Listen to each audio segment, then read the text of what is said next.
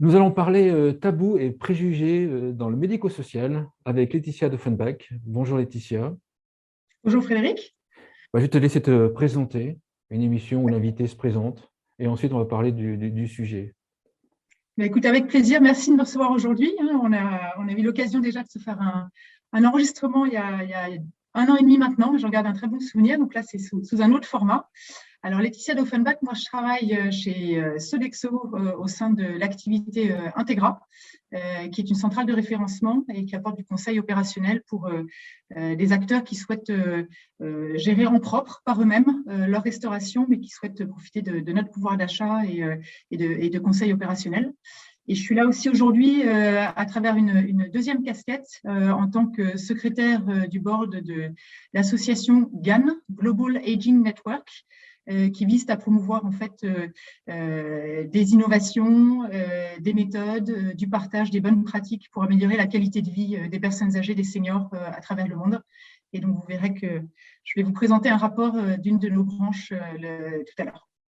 Alors pour ceux, je vais rajouter quelque chose, pour ceux qui te découvrent, c'est que tu connais très très bien le sujet du monde des seniors. Précision quand même. Oui, alors je suis tombée dans la marmite il y a quelques temps. Je crois Voilà. que ça doit dater d'une quinzaine d'années la première fois qu'on s'est vu. Et donc là, j'abordais le sujet plutôt sous l'angle des services à la personne et à domicile, qui était une nouvelle activité que Sodexo souhaitait lancer. Donc on était là à l'époque du plan Borloo, le lobbying, le chèque emploi service universel, et puis du coup le développement des services à la personne. Après, c'est vrai que j'ai plus abordé le sujet à travers des activités d'accompagnement des établissements avec les services que Sodexo pouvait fournir. Et donc maintenant, à travers plus cette activité d'approvisionnement, mais on touche toujours aux mêmes acteurs, les EHPAD, les résidences-services et autres types d'établissements pour le médico-social. Donc quand je dis qu'on va parler tabous et préjugés médico-social, c'est parce qu'en fait tu vas nous présenter les résultats d'une étude qui a été faite sur plusieurs pays. Tout à fait. Voilà. Alors, je vais être le porte-parole de ce rapport de cette association European Aging Network, IAN. Et l'étude est disponible sur leur site Internet. Et puis, je vais essayer d'illustrer peut-être ou de mettre un peu en perspective par rapport à mon vécu dans le secteur, mes échanges avec d'autres experts sur le secteur. Tu verras, je ferai référence aussi à certains de tes intervenants d'une conférence récente. Je trouvais que ça matchait bien avec les sujets du rapport. D'accord. Je ne vais pas vous présenter de façon exhaustive le contenu du rapport. Il est disponible sur le site Internet. Donc ça, c'est quelque chose que les uns et les autres pourront aller récupérer. Et pour ma part, j'ai fait une sélection de certains tabous et préjugés dont je voulais parler aujourd'hui parce que ça m'évoquait plus de choses par rapport à mon vécu dans le secteur. Voilà, donc on va avoir 6 points. Alors, je vous les lis, puis après, on va se plonger dans chacun d'entre eux les uns après les autres. Le premier sujet, le premier tabou, c'est l'illusion de la productivité sans fin. Et qu'est-ce que ça veut dire quand je suis un senior ou une personne âgée dans une société obsédée par la productivité, on va dire. Le deuxième, un peu provoquant comme titre, mais les seniors ne servent à rien dans la société. Et mine de rien, ce n'est pas forcément dit comme ça, mais ça peut se ressentir comme ça. Troisièmement, l'idéalisation de la vie à la maison, la volonté de rester à la maison et cette idéalisation par rapport à la vie en établissement, et mettre un petit peu ça en perspective. Le quatrième, les seniors ont tous les mêmes besoins en termes d'hébergement, de services et de soins. Le cinquième, tabou ou préjugé, il faut du personnel très qualifié pour prendre soin des personnes dépendantes. Et donc, on verra que c'est quelque chose de vrai, mais à nuancer. Et puis, le sixième, les relations amoureuses et sexuelles entre les personnes âgées, entre seniors. D'accord. Voilà. Donc, on est parti pour 3 heures. Non, je blague un peu. Voilà. Non, on va essayer d'amener chacun des sujets, de créer l'envie d'approfondir, et puis les uns et les autres pour approfondir à travers le rapport ou à travers des échanges qui vont poursuivre sur la base de la façon dont on a ramené les sujets au préalable. D'accord, ça me va. D'accord ? Ouais, c'est bon. Alors, le premier sujet, donc, c'est sur le thème de l'illusion de la productivité sans fin. Alors, c'est vrai qu'on est là vraiment dans les personnes âgées, les seniors, dans le cadre de leur carrière, de leur fin de vie au travail, je dirais. Et on est vraiment dans des sociétés où, en fait, voilà, la notion de réussite est importante et tout le monde souhaiterait être productif tout au long de sa vie. Et en fait, ce qui est assez important, c'est cette productivité, de la mettre en perspective en regardant ce que les uns et les autres ont pu apporter comme contribution passée et puis ce qu'ils peuvent encore offrir maintenant. Et à travers ça, en fait, le rapport insiste sur le fait que sur ce qu'on peut offrir maintenant, il faut regarder ça à travers 2 dimensions. Quand on est une personne âgée ou un senior et qu'on est encore dans la vie active, Il y a la notion de la force physique qui, certes, peut être importante pour être productive dans la vie du travail, notamment pour certaines professions, mais il y a aussi la notion de la sagesse, qui est une deuxième dimension. Et le rapport indique de façon assez intéressante et sur la base de plusieurs pays européens qu'en fait, les personnes âgées, de façon assez intéressante, restent plus longtemps en poste, prennent moins de jours de congé, ont une plus grande éthique au travail et apportent une expérience qui peut être très utile pour former ou à transmettre aux autres. Et donc, en fait, il faudrait qu'on fasse évoluer un peu cette notion, cette vision de la productivité dans le cadre de la vie au travail pour revaloriser ce qu'un senior en fin de carrière peut apporter. Donc, moi, par rapport à ça, en fait, je me souviens que j'avais été assez intéressée par un rapport à laquelle notre fondatrice de Sodexo, Sophie Bellon, aujourd'hui chairman et CEO de Sodexo, avait participé, qui était l'employabilité des seniors. Et en fait, elle avait vraiment insisté dans le cadre d'une interview sur le fait qu'il y avait un enjeu politique, il y avait un cadre politique réglementaire à mettre en place. Il y avait un gros enjeu en fait de société, de faire changer les mentalités, l'état d'esprit par rapport à un senior au travail. Et donc, quand je regarde un peu moi ce que j'ai pu vivre, observer, entendre les uns et les autres, je pense qu'il y a trois dimensions intéressantes. C'est d'abord la crédibilité qu'une personne expérimentée peut apporter dans une entreprise et notamment comme ambassadeur de l'entreprise auprès de clients, auprès de partenaires, auprès d'associations, donc au niveau de l'externe. Vraiment une crédibilité apportée par l'âge et l'expérience. Il y a la notion de sagesse qu'on retrouve notamment quand on met en place des programmes de mentoring, de coaching ou des binômes entre une personne plus junior et une personne plus senior.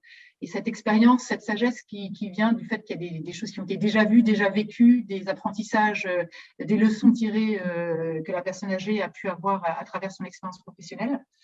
Et puis aussi une autre façon de faire travailler les personnes âgées en fin de carrière, c'est à travers une notion plus de consultant. Je pense qu'il y a des seniors qui deviennent des coachs, il y a des seniors qui se lancent dans la rédaction de livres, et pas forcément des livres sur des sujets techniques, c'est plus des livres sur le leadership, les soft skills, l'engagement des équipes, etc. Donc des sujets très importants et qui ne sont pas toujours très bien écrits et documentés et sur lesquels eux peuvent apporter leur expérience. Et donc voilà, donc ça c'est des choses assez concrètes, crédibilité, sagesse, expérience. Et ça me rappelle en fait aussi ce que j'ai vu dans certaines cultures, notamment en Asie, au Japon, où justement cette sagesse, cette expérience de la personne âgée est très très reconnue, que ce soit au sein de la famille, avec un profond respect, mais que ce soit dans la communauté ou dans les activités professionnelles. Oui. Et donc en fait l'idée c'est de rendre, c'est de montrer que les seniors sont productifs, ou alors c'est de montrer que la productivité n'est pas une fin en soi. Alors que la productivité n'est peut-être pas une fin en soi et que les seniors au sein des entreprises peuvent avoir une vraie valeur ajoutée, mais qu'il ne faut peut-être pas évaluer sous le même prisme que la façon dont on va juger ou recruter un junior. Je me souviens, il y a une quinzaine d'années, il y avait la Sécu qui avait fait une étude. À l'époque, on remplissait encore les fiches, quand on allait chez le médecin, on remplissait les fiches, la pharmacie remplissait les fiches pour se faire rembourser, en fait. Ouais. Et en fait, il s'est aperçu que les jeunes chez la Sécu traitaient plus de fiches. En fait, sur une journée, les jeunes traitaient plus de fiches. Par contre, si on regardait ça de manière sur un plus long terme, une plus grande échelle, le nombre de fiches mal remplies et à retravailler, à refaire était plus importante chez les jeunes que chez les plus âgés. Et donc, au final, en fait, il y avait la même productivité. Ah ben ça, c'est intéressant, voilà, tu vois, ça, c'est intéressant. Ouais. Donc, c'est vraiment cette notion-là, en effet, et de se dire que chacun peut trouver sa place dans le monde de l'entreprise, mais qu'il faut juste, en fait, se poser les bonnes questions et pas se dire qu'est-ce que la personne a apporté comme contribution par le passé, quelles sont ses limites maintenant, mais plutôt se dire qu'est-ce qu'elle peut offrir maintenant et quels sont ses atouts du fait d'avoir cette expérience et cette vie vécue en entreprise, en association, en tant qu'entrepreneur, etc. Je parle de façon large. Voilà, donc ça c'était pour notre premier thème. Le deuxième thème, alors là, j'ai envie de dire, c'est au-delà de la vie active, de la carrière professionnelle, d'un job à temps plein, un grand sujet tabou ou quelque chose qui est un peu un non-dit, mais que beaucoup de gens pensent, c'est la notion de les seniors ne servent à rien dans la société. Et ça, c'est vrai que c'est pas facile, mais tu peux te dire, en effet, les personnes âgées, plus elles vieillissent, c'est un coût pour la société. Alors, certes, elles ont contribué quand elles étaient actives, mais bon, c'est le coût des retraites, des dépenses de santé, des allocations. Et même d'ailleurs, ça en fait même culpabiliser certaines personnes âgées elles-mêmes de se dire quelle est ma valeur ajoutée maintenant. Et donc, ce qu'indique le rapport de Liane, c'est qu'en fait, c'est extrêmement important de trouver la façon de valoriser les personnes âgées dans la société, alors au-delà du monde du travail qu'on vient d'évoquer, parce que ça va contribuer aussi à leur qualité de vie. C'est très important de se sentir valorisé pour continuer à apprécier la vie. Et donc, il y a une notion de s'assurer, alors que ce soit au début de leur vie de retraité ou petit à petit, peut-être en devenant un petit peu plus dépendant avec le temps et avec des problématiques de santé, de s'assurer que le plus possible, on laisse les seniors faire des choses par eux-mêmes et de façon autonome. Alors, ça peut être des tâches ménagères, des tâches administratives. Ça peut être aussi pratiquer des activités de loisirs, alors adaptées, hein, bien évidemment, mais vraiment ne pas vouloir tout le temps être aux petits soins, à surprotéger la personne âgée, vouloir l'aider, l'épauler, etc., mais plutôt de la laisser être autonome, gérée par elle-même, et d'être là en revanche s'il y a besoin d'aider parce que c'est trop contraignant, parce qu'elle commence à avoir des limites qui font que c'est pas possible. En fait, c'est les prendre pour des personnes et pas des personnes âgées. Oui. Oui. C'est vraiment ça. Il y a, je ne sais pas si tu connais Yann Reboulot, qui dirige en France un petit groupe d'EHPAD qui s'appelle Philogéris. Oui, oui. Je fais une émission avec lui. Alors lui, il m'a retourné la tête. Lui, il parle pas de résident ou de patient, il parle de consommateur. Et pourquoi il parle de consommateur? Lui, il dit, moi, c'est des consommateurs qui viennent acheter un service. Et il parle de consommateur parce qu'en fait, il se dit, voilà, comme ça force, mais enfin, en tout cas, c'est pas comme ça qu'il explique. Moi, j'ai compris comme ça. Il force sa structure, ses salariés, à considérer ces résidents comme des personnes à part entière et pas uniquement comme des patients qui ont besoin d'aide. Et après, il les force aussi à comprendre quelle a été leur vie avant d'être en EHPAD, de façon à ce que les comportements des salariés soient adaptés à un adulte qui est plus qu'un résident. Alors, ça me rappelle en effet cette intervention que tu évoques, en effet de se dire, en fait, quand un membre du personnel d'un établissement, une infirmière, un auxiliaire de vie ou autre, vient s'occuper d'une personne âgée, d'un résident, il ne faut pas qu'elle voie en elle un objet de soin. Mais dans l'objet de soins, il y a le terme d'objet, hein, mais il faut qu'elle voit en elle une personne cliente, consommatrice à qui elle vient rendre un service. Et c'est vrai que là, tout de suite, en termes de respect de la personne, en termes d'interaction, c'est tout de suite une approche complètement différente. Ouais. Et d'ailleurs, moi, j'avais remarqué, mon côté psy qui regarde ça, c'est que là, on dit les seniors ne servent à rien. En langue anglaise, tu aurais marqué the senior citizens. Le mot senior est un qualificatif de citoyen. Tu vois, en fait, et donc l'identité, c'est je suis citoyen et je suis un client senior. Dans ce cas-là, en disant les seniors, on tape dans l'identité de la personne. C'est vrai, ouais, je suis avant tout un citoyen, un individu. Et là aussi, ce que je viens de dire, certains vont me dire que c'est pas grand-chose, mais si on dit tu es quelqu'un, tu es un garçon qui vole, c'est différent de dire que tu es un voleur. Vous voyez, voilà, tu es d'abord un garçon qui a volé, et tu n'es pas un voleur. Et là, c'est une question d'identité, à mon avis, ce point-là. Après, il y a un autre truc qui me fait penser à ça, après je vais te laisser la parole, c'est aussi ton invité, mais moi, ce que j'ai mis à dire, c'est que les seniors, à 18h moins 2, alors ils sont vieux, quoi. Ils sont au boulot, ils ne savent pas se mettre à l'informatique, on les forme plus, etc. Par contre, 18h02, pauvre consommateur exigeant. Consommateur dynamique. En fait, ce n'est pas une question d'identité, c'est une question de timing. Et donc, en fait, les séances servent à rien, si, à consommer et à faire vivre l'économie, parce que si les séances arrêtent de consommer, on est mal, les amis. Je crois qu'aujourd'hui, c'est plus de 54%, si je me souviens. J'ai eu un échange intéressant là récemment avec quelqu'un de Silver Alliance. Plus de 54% de la consommation en France est faite par des personnes de plus de 50 ans. Ah oui, et puis si tu regardes l'étude McKinsey qui était sortie en 2016, où ils ont fait quelle sera la hausse de la consommation d'ici 2030, donc elle est toujours valable cette étude, hein, 60% de la hausse de la consommation sera faite par les retraités dans les pays développés. Voilà. Ouais. Voilà, donc en fait, à quoi ils servent? Ils ne servent pas qu'à être consommateurs. Il ne faut pas non plus faire dire ce que je n'ai pas dit. Mais en fait, ils servent à nous faire vivre, hein, les amis. Bah, écoute, c'est un bon, c'est de rééquilibrer cette image qu'on a de la personne âgée, alors une fois retraitée, avec le côté, en effet, comment elle contribue à l'économie. Et en effet, il faut vraiment reconnaître, d'un point de vue même quantitatif, hein, l'énorme contribution, et encore plus avec les baby boomers, papy boomers maintenant, et la génération qui va arriver dans les établissements qui a besoin d'aide à domicile. Et puis, en trouvant des rôles, du coup, là, c'est un petit peu le deuxième point. Il y a les activités qu'elles peuvent faire de façon autonome, et puis il y a aussi leur trouver des rôles qui donnent un sens à leur rôle dans la société, que ce soit les grands-parents qui gardent les petits-enfants, s'ils en ont l'énergie, la capacité, les aidants qui prennent soin de leurs partenaires, les bénévoles, avec des très belles initiatives intergénérationnelles, hein, quand tu as des grands-parents, enfin, des personnes âgées qui vont faire, par exemple, des lectures pour les petits-enfants dans les bibliothèques municipales. Quand tu as des concepts mixtes entre des crèches et des lieux de vie ou des lieux de passage des personnes âgées ou des seniors. Donc, il y a vraiment des choses intéressantes et notamment, alors, ça va évoluer, mais là, en tout cas, aujourd'hui, on est encore dans des générations qui ont vraiment le sens du devoir, le sens des obligations et qui ont besoin de trouver leur rôle dans la société pour ne pas être un parasite de la société, en fait.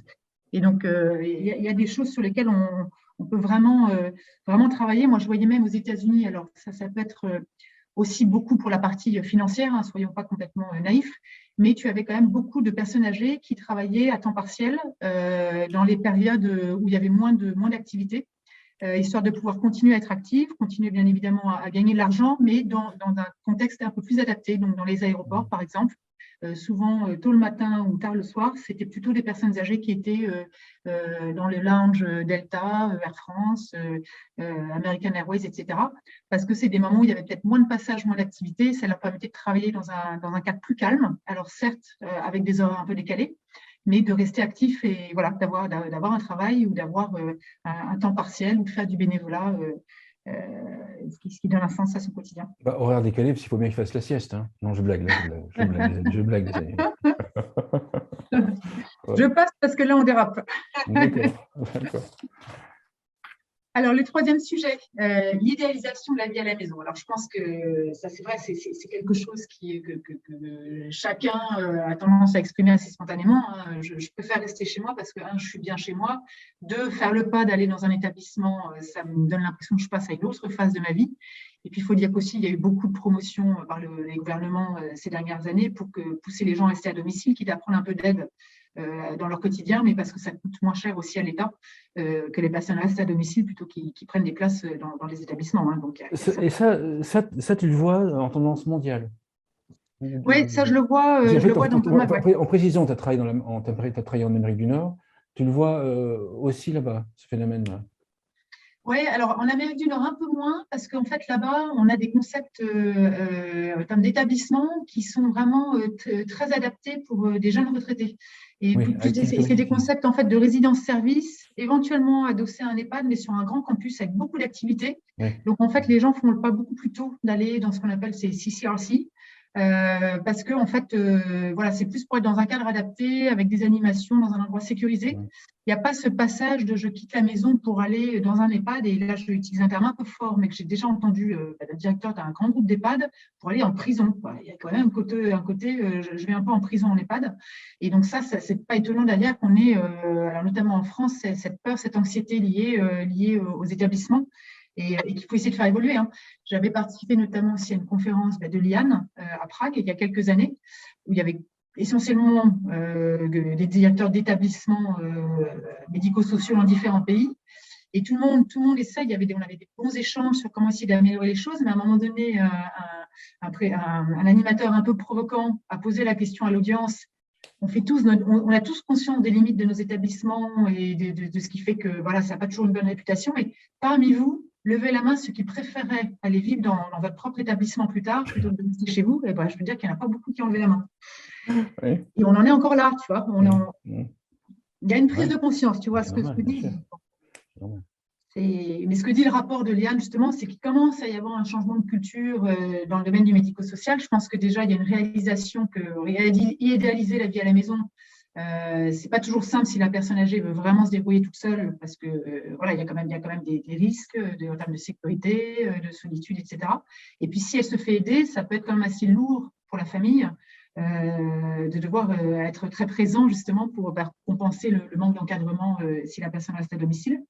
Et donc, il faut travailler sur ce changement de culture pour vraiment essayer de mettre l'accent sur la qualité de vie, le bien-être des résidents en établissement, sur créer un environnement beaucoup plus attractif, beaucoup plus chaleureux et agréable, un vrai lieu de vie en fait, hein, pas une prison, mais un vrai lieu de vie, un lieu de fin de vie, mais de vie. Et puis réduire cet écart du coup entre la perception qu'on a de la vie en établissement par rapport à rester chez soi, parce qu'il y a vraiment cette vision négative. Et je pense que ce que tu évoquais tout à l'heure de Philogéris, justement, est intéressant. Je pense qu'une façon d'améliorer la vie dans les établissements médico-sociaux, c'est d'essayer vraiment de développer chez le personnel cette prise en compte de l'unicité de chaque individu, en fait. Et donc, de travailler sur l'histoire de la personne, apprendre à les connaître pour mieux les servir de façon un peu plus personnalisée. Bon, alors, là, je vais avoir l'air d'un petit con. L'unicité, t'entends quoi par l'unicité? C'est que chacun est unique, c'est ça? Voilà, chacun est un individu qui arrive, comme tu disais tout à l'heure, avec son identité, son histoire, ses envies, ses préférences, ses besoins. Et on n'est pas des objets de soins voilà, que le personnel va voir à la suite les uns après les autres pour faire son acte technique et médical, on va dire. Voilà.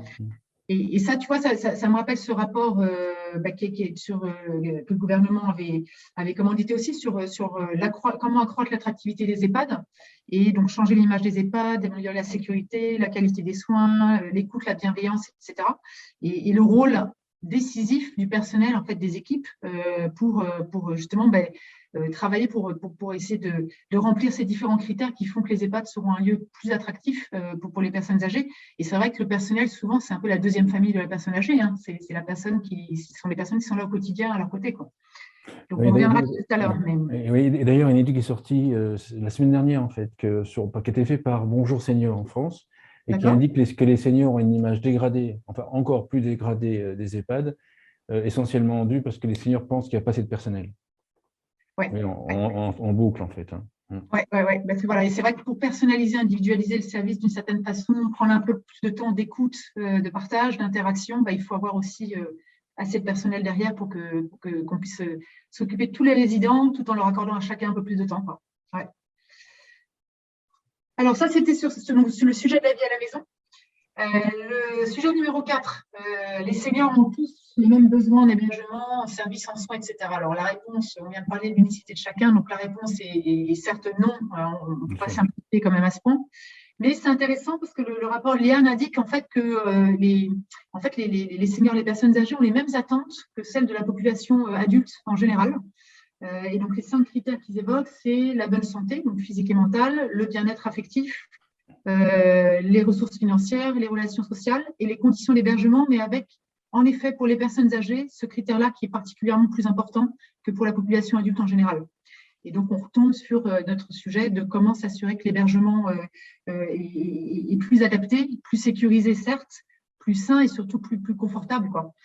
Et là, je voulais évoquer notamment, moi, je connais bien les Jardins d'Haïti, qui est un EHPAD à Marseille, avec de très belles initiatives, en fait, pour essayer d'avoir un concept un peu décalé pour les résidents et très rafraîchissant, très dynamique. Et donc là, tu arrives là-bas, tu vois en termes de décoration, tu as l'impression d'arriver quasiment dans un mini Club Med au niveau du choix des plantes, le baby-foot dans l'entrée, le côté très détendu, relax du directeur de l'établissement et certains membres du personnel.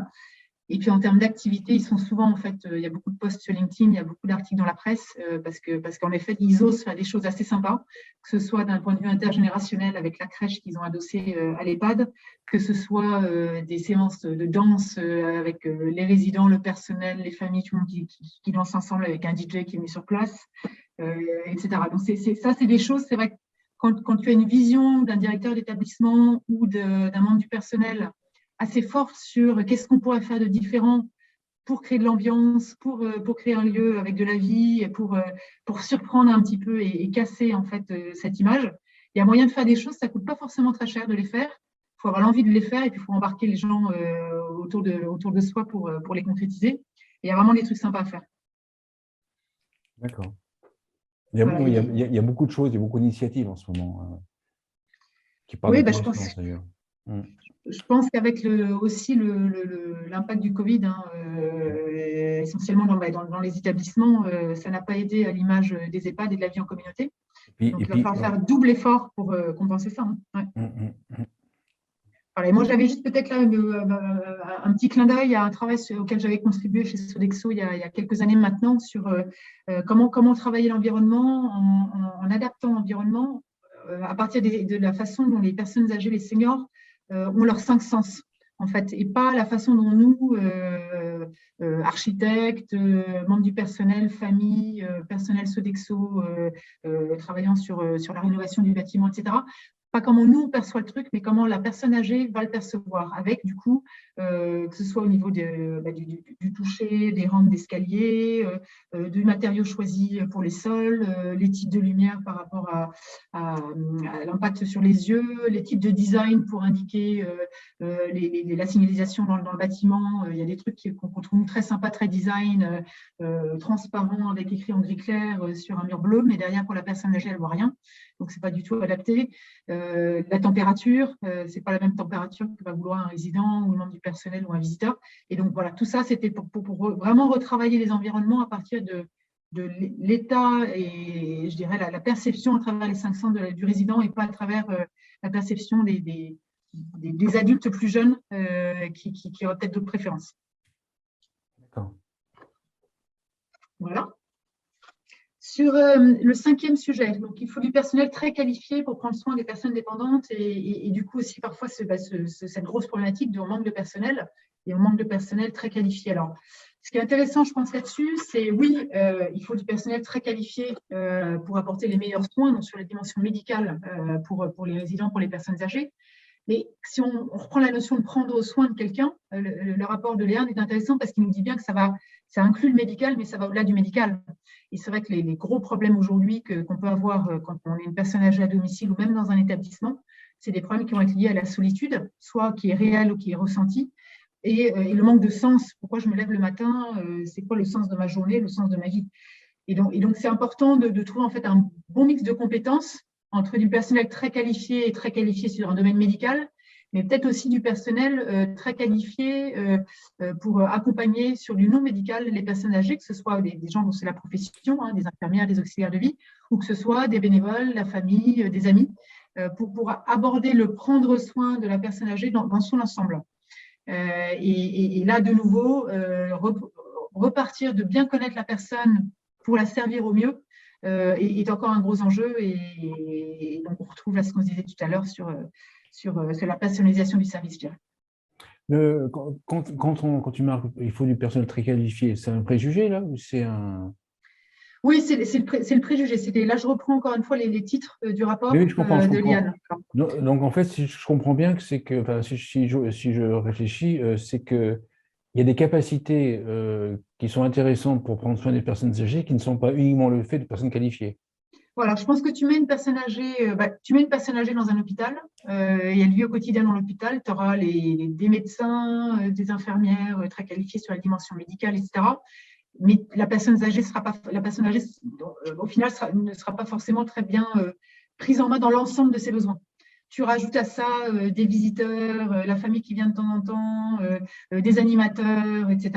Là, tout de suite, tu vas attaquer les différentes dimensions qui fait que la personne âgée va sentir qu'elle a une qualité de vie meilleure et qu'elle continue de profiter de la vie. Et donc, c'est ça l'idée. Et c'est de ne pas sous-dimensionner ou ne pas donner assez d'importance en fait aux compléments de personnel ou de personnes qui font que la personne âgée va avoir une vie où elle sera dans un bon état mental, un bon état de santé, etc. Alors, c'est l'ensemble de ces compétences, plus ou moins qualifiées, du coup, plus ou moins médicales, qui font qu'on va créer un environnement qui prend bien soin de la personne âgée.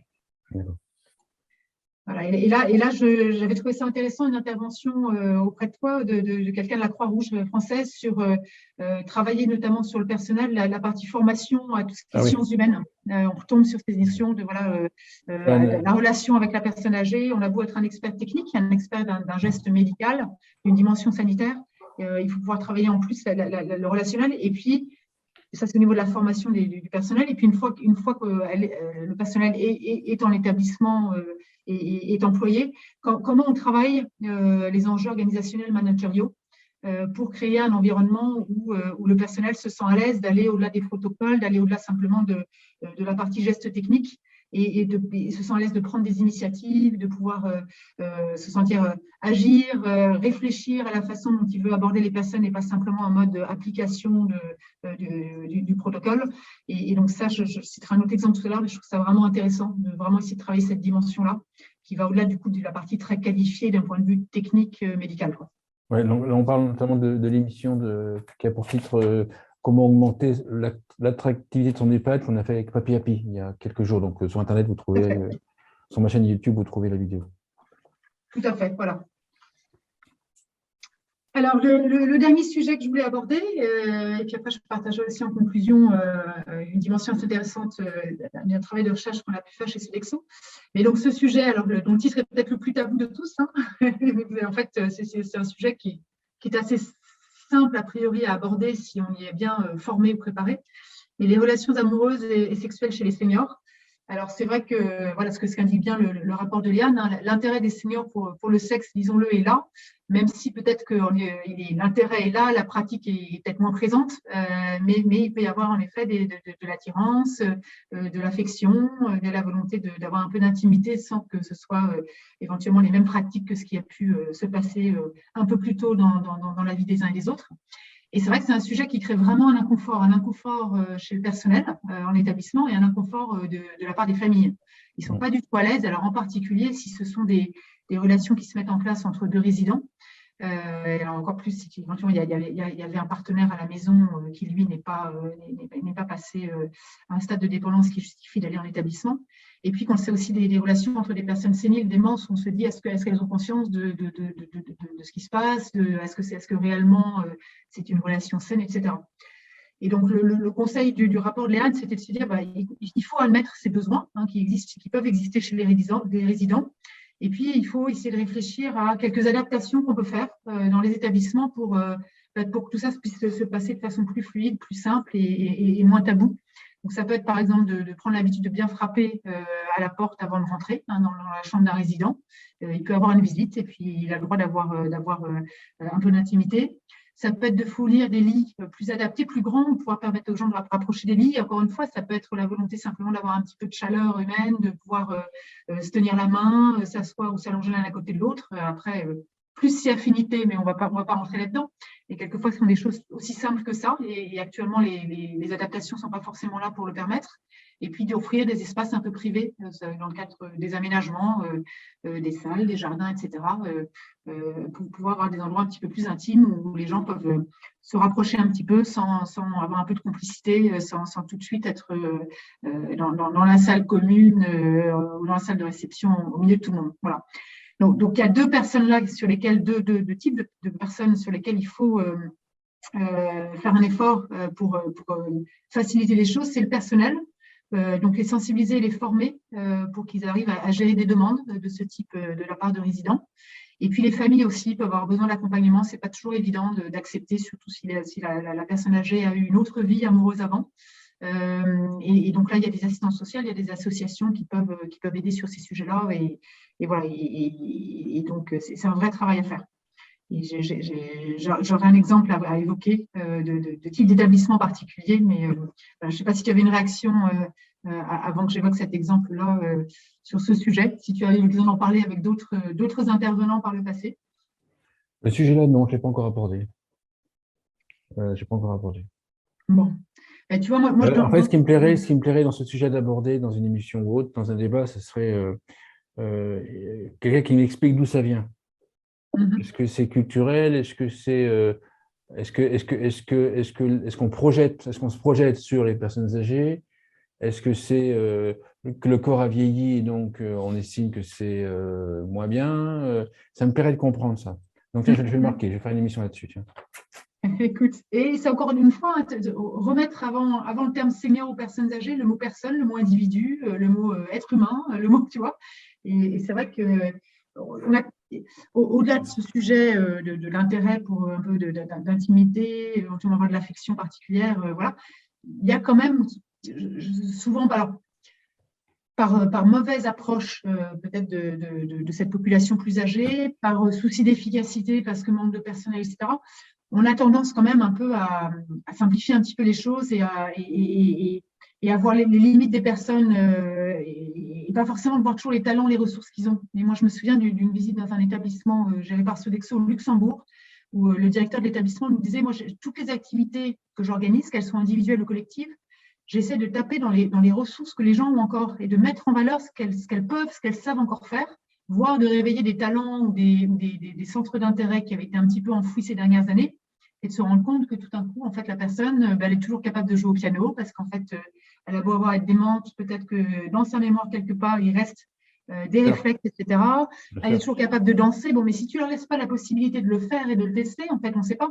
Et donc, c'est vachement important de continuer à penser à ces ressources et puis ces éléments de leur vie d'avant qui sont probablement encore présents aujourd'hui et puis qu'on oublie en fait de laisser vivre, en fait. On a tendance un peu à étouffer.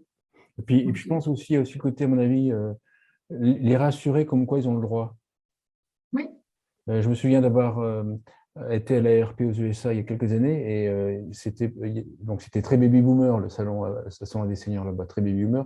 Et c'était Paul Simon le soir qui était en concert. Et en fait, les baby boomers étaient tous, il y avait des chaises dans la salle, c'était des chaises, tout le monde était assis, etc. Et Paul Simon leur dit, parce que moment, il lui dit, mais venez auprès de la scène. Hein.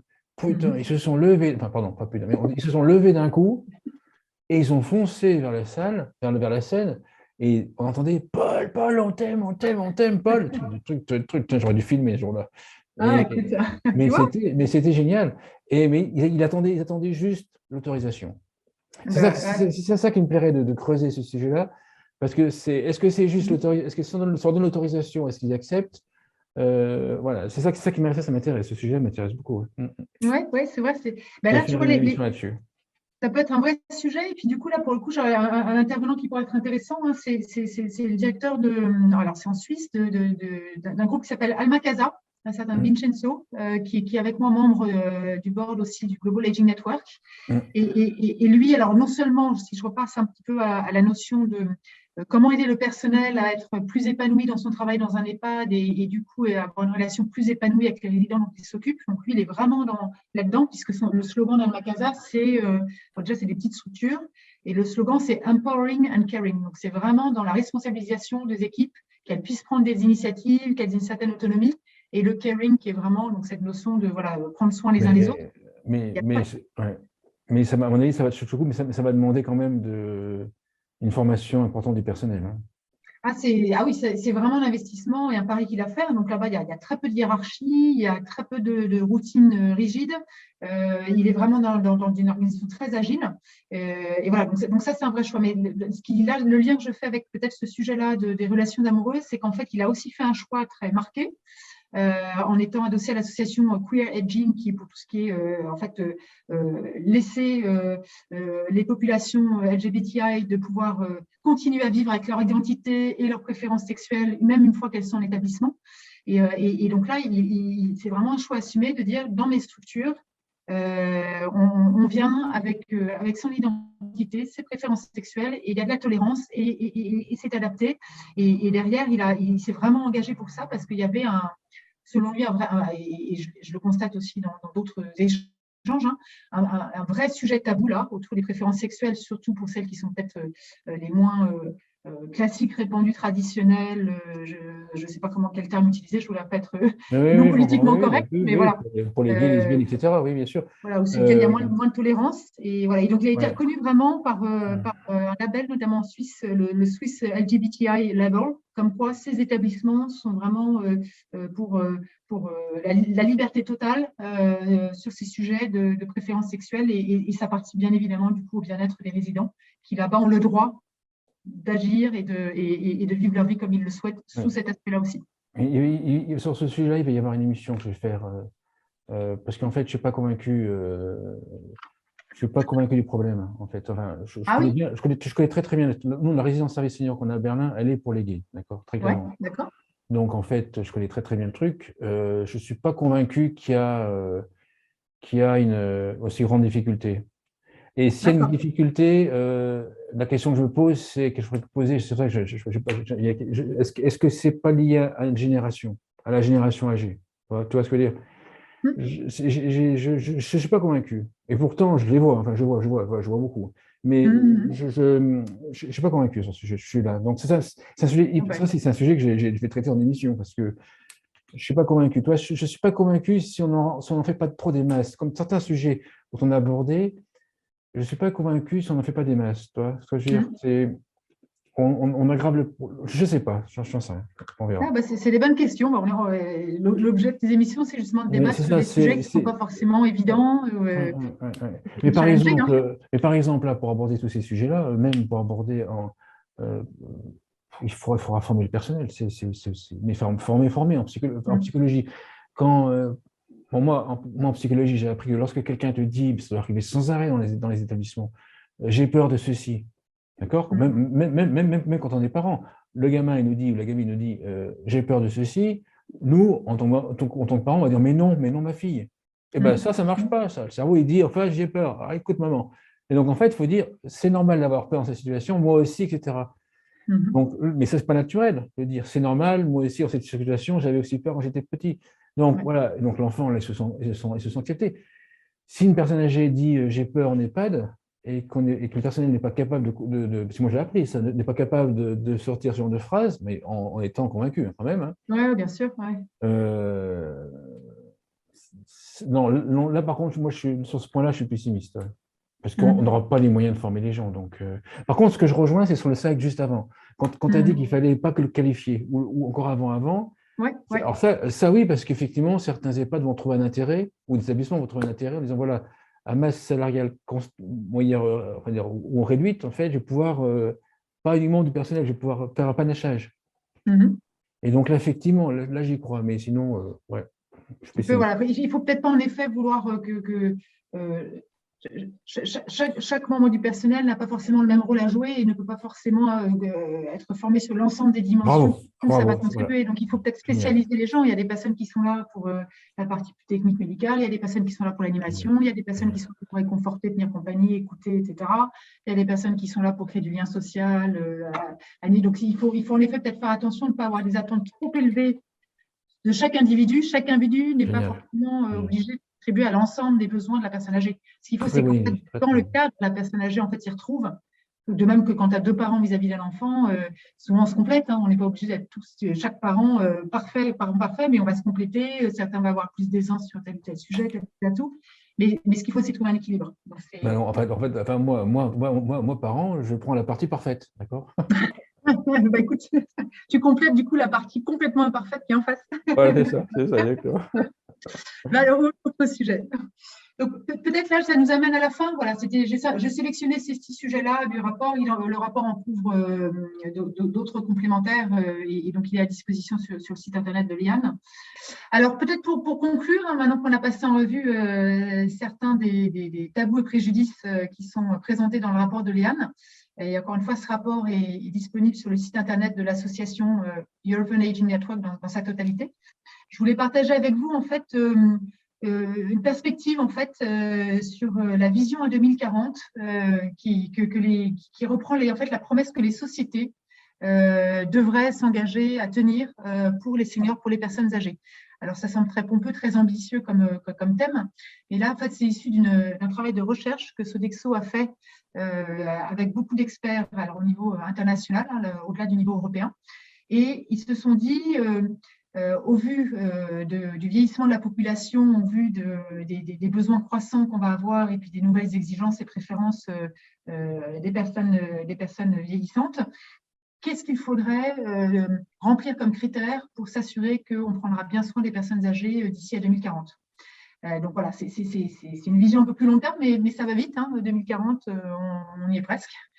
Et ce qui est intéressant, c'est que… Non, elle me fait vieillir là. Non, on n'y est pas du tout. Instant Écoute, présent. Je vais te projeter, tu vas voir. C'est un beau futur qu'on propose dans cette vision. Après, maintenant, il y a à faire. Ça me rassure, c'est bien. Et donc, l'idée, c'est de pouvoir travailler sur à la fois les investissements que le gouvernement peut faire en termes de législation, en termes d'argent mobilisé pour mettre en place les bonnes structures, et puis aussi pour faire évoluer en fait la société, parce que toutes ces choses-là, c'est un petit peu comme les discussions sur le climat. On peut investir, on peut avoir des législations, mais si derrière les gens dans leur comportement au quotidien n'évoluent pas non plus, on n'avancera pas. Donc voilà, donc en fait, aujourd'hui, ce qu'on peut constater, c'est que tout le monde se rend compte qu'il y a un gros besoin sur les personnes âgées, mais qu'il n'y a pas forcément une grande volonté d'évoluer. On se dit, on voit le tsunami qui arrive, mais bon. Et c'est vrai que ça fait un peu mal parce que quand on voit, par exemple, les travaux qui ont été faits à l'époque sur le passage à l'éducation universelle accessible à tous, là, les gens se mobilisaient parce qu'il s'agissait des enfants, des ressources de la société, et donc tout le monde trouvait que c'était un sujet intéressant. Pour les personnes âgées, il y a un petit côté où oui, il y a un tsunami, il y a besoin de faire évoluer, mais qui vraiment a envie de s'y coller? Donc, on essaye à travers cette étude de Sodexo et avec ses experts et le soutien du GAN de mettre en valeur qu'est-ce qui serait important de travailler. Donc, il y a cinq choses, on se dit, qui seraient en fait une promesse que nous devrions, en tant que société et en tant que gouvernement, tenir pour nos personnes âgées, un social commitment. C'est la notion de affordable living, donc avoir en fait des hébergements qui sont abordables et adaptés et connectés aux communautés, donc pas des établissements isolés, mais des solutions d'hébergement intégrées et adaptées. Deuxièmement, offrir en fait un accompagnement pour qu'il y ait un bon niveau de santé des personnes âgées, et c'est vraiment de les accompagner sur cette santé aussi bien physique que mentale. Troisièmement, le meaningful living. Donc là, on est vraiment dans les aider à trouver en fait le sens et leur contribution dans la société, qu'on les approche comme des ressources et non pas comme des coûts, des contraintes. Quatrièmement, equitable living. Donc là, c'est vraiment la notion d'éviter des discriminations, d'être dans une démarche de diversité et d'inclusion.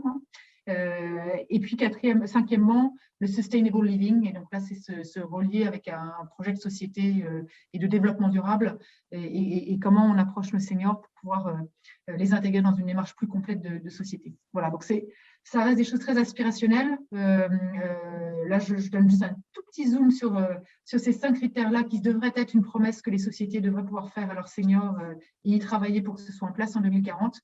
Il y a beaucoup plus de contenu dans cette étude, bien sûr, mais c'était surtout ces quelques éléments que je voulais partager en conclusion. L'étude, on peut la lire quelque part? Oui, alors petit à petit, on commence à communiquer dessus. Il y a eu plus à travers, je dirais, des interventions à des conférences. Donc, notamment, il y avait une session dans le cadre du Global Summit, du Global Aging Network récemment, mais petit à petit, il va y avoir des publications et je pense qu'il y a encore des travaux qui sont en cours. C'est un gros chantier. Et il y aura des publications petit à petit parce que c'est un sujet dont on est assez content, assez fier de pouvoir contribuer aux réflexions au-delà des solutions très concrètes qui sont dans notre domaine. Dans votre analyse, les seniors en 2040 seront en meilleure santé qu'aujourd'hui? Alors, c'est une bonne question. C'est vrai que si on regarde les statistiques jusqu'à maintenant… J'ai une pensée quand même dans la tête. Oui, voilà. Alors, je vais te laisser répondre. Et toi, qu'en penses-tu? C'est ça que je pense qu'en 2040, il y aura moins d'Alzheimer, parce qu'en fait, je ne sais pas si tu sais, mais actuellement, les médicaments pour freiner la protéine qui se développe dans le cerveau et qui crée Alzheimer, ces médicaments sont en train de sortir.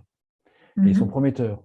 Ce qui fait qu'en fait, on peut estimer que, bon, j'espère que ça sortira très rapidement, qu'on va pouvoir prendre le médicament en préventif. D'accord. En préventif, ça va freiner ou stopper la protéine se développer dans le cerveau. Et donc, on n'aurait pas Alzheimer avant très, très longtemps. On reculerait, mais de très, très, très loin, Alzheimer. Donc, Alzheimer pourrait être réduit ou disparaître en 2040, sachant qu'il y aurait une zone grise, en fait, où on stopperait les gens, si ça fonctionne, on stoppe les gens là où ils en sont, au niveau de la protéine, malheureusement, on ne revient pas en arrière, et après, il y aura une zone totalement blanche où les gens n'auraient plus Alzheimer, ou très peu Alzheimer. D'accord. Tu vois, ouais, donc c'est… Et donc, si on fait ça, ce sujet-là est hyper intéressant, parce que si on fait ça, il y a trop d'EHPAD, pour le coup. D'accord, oui. C'est fou, hein? C'est fou, c'est ça que j'adore dans le sujet-là, mais c'est tous les sujets comme ça. Dans le vieillissement, dans la transition démographique, longévité, on appelle ça comme on veut. J'adore parce qu'en fait, il y a plein de paramètres. On en bouge un, tac, ça change toute la matrice. Oui, et en plus, selon les pays, en fait, on est aussi à différents niveaux de maturité. Donc, il peut y avoir des solutions qui sont déjà obsolètes dans certains pays, alors que c'est le moment où c'est nécessaire d'être mis en place dans d'autres. Et enfin voilà, c'est un mouvement permanent en fait, en effet. Et c'est des sujets compliqués, mais ce sont des sujets. Voilà, quand il y a comme ça un gros sujet compliqué, il faut oser se lancer pour l'aborder. Et c'est vrai que je pense que voilà, à un moment donné, on en avait un bon échange tous les deux là-dessus. On dit le tsunami des baby boomers, le tsunami, à un moment donné, on avait l'impression qu'il arrivait en 2021. C'était peut-être un petit peu tôt par rapport à l'évolution des pyramides géographiques. Hein. C'est clair. Oui, ça aussi, c'est un sujet. D'une certaine façon. Les pyramides, la forme des pyramides change de pays en pays. Donc, oui, voilà. Le juste à temps, il diffère d'un pays à pays. Enfin, toi, tu l'as vu dans différents. Enfin, Sodexo, vous le voyez dans différents pays. Et là, on est. Mais il faut trouver le bon timing. Voilà. Tu veux faire une conclusion à l'ensemble de l'émission? Écoute, j'ai été contente de pouvoir partager ces éléments. C'est vrai que moi, par rapport à mon quotidien d'offre de centrale de référencement pour les établissements du médico-social, là, on va bien au-delà, mais je pense que c'est extrêmement important dans nos métiers déjà, à titre professionnel, de bien comprendre en fait les problématiques qui touchent nos clients pour pouvoir mieux travailler le partenariat avec eux. Et même si nous, on n'intervient que sur un tout petit bout, ça peut être un petit bout qui soulage les équipes, qui fait faire des économies pour réinvestir dans d'autres choses, qui permet de travailler sur des démarches de développement durable, etc., de s'adapter aux régulations, aux Egalim et tout ça. Donc c'est vrai que moi, ça m'intéresse toujours d'avoir comme ça cette perspective plus large. Et puis c'est vrai qu'à titre personnel, et ça c'est un choix que j'ai fait, je m'investis dans le sujet, d'où mon rôle dans le Global Aging Network et dans quelques autres réseaux. Et donc voilà, donc j'étais contente d'être porte-parole de ce sujet-là et je n'ai pas apporté beaucoup de réponses. J'espère que j'ai apporté en tout cas des bonnes questions et la volonté d'approfondir certains sujets. Et je sais que tu t'es engagé à te lancer sur certaines problématiques pour les approfondir et continuer dans le débat. Donc en fait, l'invité soumet les idées, enfin soumet les problématiques et l'autre doit trouver les idées, les solutions d'autres émissions. Je note, d'accord. C'est gentil. Merci Laetitia. Merci beaucoup Frédéric. Donc, board du Global Aging Network, au board du Global Aging Network. Eh oui, secrétaire du board, voilà. Merci beaucoup. Merci beaucoup. À bientôt.